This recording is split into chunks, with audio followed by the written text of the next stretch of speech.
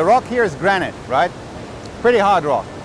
You look at the river and you can see how the granite is polished on about 2.5, maybe 3 meters above the river now. If you look further up, it's rugged, there's no polished area. If this river has been cutting its way through the rock for millions of years, all the walls would be polished. They're not, they're just at the bottom, which means the river has been running through this gorge just for the last few thousand years.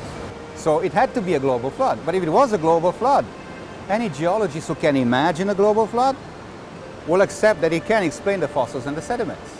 You see, that particular, apparently minor issue, what kind of a flood was Noah's flood, totally changes our perspective of the scripture, right?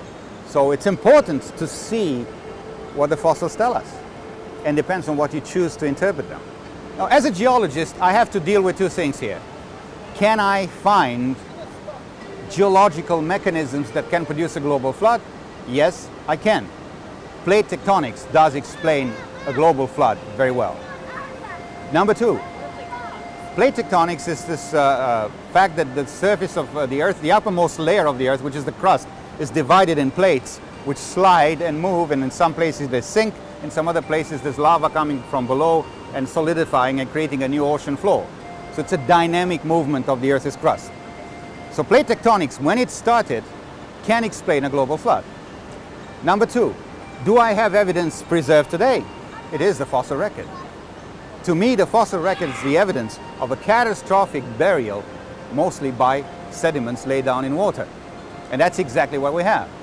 So as a geologist, for me, that's not a problem. The moment I could visualize and could geologically and scientifically explain a possible mechanism that can cause the flood. Because you get two main questions here. Let's face it. Where did the waters of the flood come from, and where did they go? The answer is the waters were here in the ocean, and the water are still here in the ocean. All you do is move a part of the water from the oceans over the land and then bring it back. And that's what plate tectonics did.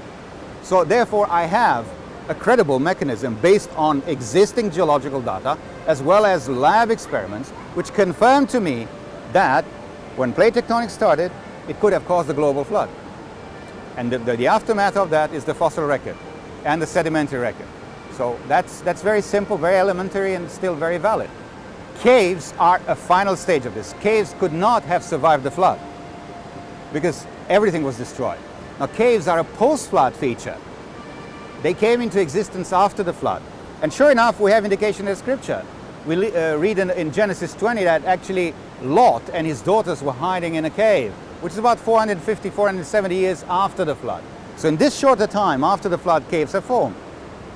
How? Well, there's a whole range of possible mechanisms, and I explain these in my book, the Cave Book. But essentially, it is the solutions coming from deep inside the Earth as a result of plate tectonics that have moved upwards and dissolved the limestone from within. What we see today, water, acidic water coming from the surface, infiltrating, dissolving a part of the limestone and redepositing a part of it as speleothemes, stalactites, stalagmites, flowstone and stuff like that. That's a secondary process. It's not the process that created the caves. The caves were created by solutions coming from below, which were in very, very large volumes and very chemically active, right?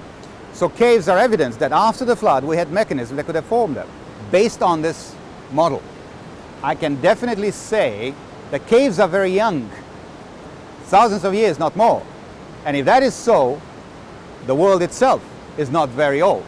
So it basically, I can stay within the 6,000 year time frame of the scripture if there was a global flood and the caves formed after the global flood. And there's no evidence whatsoever that caves existed in the sediments or that have been laid down during the flood. There's no such evidence. So caves only exist today, and they're the result of a post-flood ice age processes.